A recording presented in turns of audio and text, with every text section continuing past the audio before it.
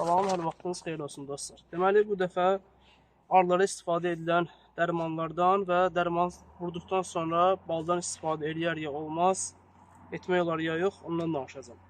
Mən özüm 2 il əvvəl deməli belə bir səhv eləmişdim. Arılara dərman istifadə eləmişdim, polimetrin tərkibli lentlər qoymuşdum və daha sonra üzü qışa girdikdə təbii olaraq koloniyanı daraltdıqda artıq olan çərçivələri götürüb bu tərəfə yığırdım və yığarkən bütün tamamilə ballı olan bir çərçivəni aparıb istifadə elədim. Yəni doğrayıb qida kimi istifadə elədim. O zaman bunu başa düşmürdüm ki, etmək olmaz. Deməli, polimetrin və ya da ampilas tərkibli dərmanlar istifadə etdikdən sonra istifadə zamanı yeşikdə olan çərçivələrdən qəti şəkildə istifadə etmək olmaz. Nə vaxta qədər olmaz? Həmin dərmanların üzərində 2 həftə və yaxud da bəzilərində 30 gün. Məsələn, dumanla, tüstü ilə vurulan dərmanların üzərində bəzən 30 gün. Lent ilə qoyulan dərmanlarda 2 həftə kimi müddət qoyulur ki, balda bu qədər vaxta qədər qalıntı qala bilər. Əslində bu biraz şəxsən mənə inandırıcı gəlmir. Niyə görə? Çünki əgər 2 həftə qalıntı qalırsa, sadəcə 2 həftədən sonra yoxa çıxırsa, bunu biz avqust ayına qədər, sentyabr ayına qədər niyə gözləyirik ki, elə iyun ayında bunu tətbiq edək, avqust ayında da balımızı götürək. Əslində vurulan dərmanların tərkibi baldan çox bu bal mumunda, yəni şanda qalır. Şan belə süngər materialdır, məsələn, hər şeyi özünə hopdurma belə deyək, xüsusiyyəti var şanın. Bu bal yenilənir, lakin şan yenilənmir. Necə yenilənmir? Məsələn, bir çərçivə şandır, şanlı baldır bunun içərisində.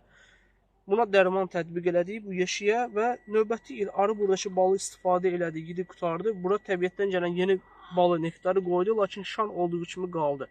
Həmin o amitraz tərkibi olan zəhər və yaxud da polimetrin bu şanın tərkibində qalacaq. Və belə deyək, həmin şanı növbəti dəfə şanlı şəkildə istifadə eləmək olmaz. Məsələn, bizdə ən çox olur. Məsələn, yoldaşlardan var, soruşurlar. Arıya 10 gün əvvəl lent qoymuşam, artıq çərçivəni götürüb istifadə eləyə bilərəm. Yəni 6 aydan tez məncə olmaz bu. Və yaxud da bunları işarələmək lazımdır. Şəxsən mənim özüm elədiyimi deyəcəm. Dərman istifadə edərkən yeşikdə olan bütün çərçivələri işarələyəcəm. Və növbəti il, növbəti bal sezonunda bunları mən ballıq qata versəm də və yaxud da tamamilə arının içərisində qalsa da bu şanları çıxardıb əridəcəm.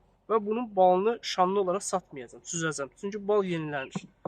Bal şəfalı bir, belə deyək, qidadır, lakin içərisində amitraz, polimetrin tərkibli maddələrin təsiri qalırsa, yəni o zəhərə çevrilir. Bəzi, məsələn, mən Avropa ölkələrinin arıçılarına baxıram, onlar istifadə ediləsi, belə deyək, bir limit var.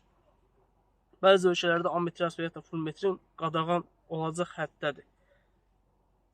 Lakin bizdə təəssüf ki, insanlar bal alarkən balın tərkibini soruşurlar. Yəni, şəkər qatmısanmı, pəsəx vermisənmi?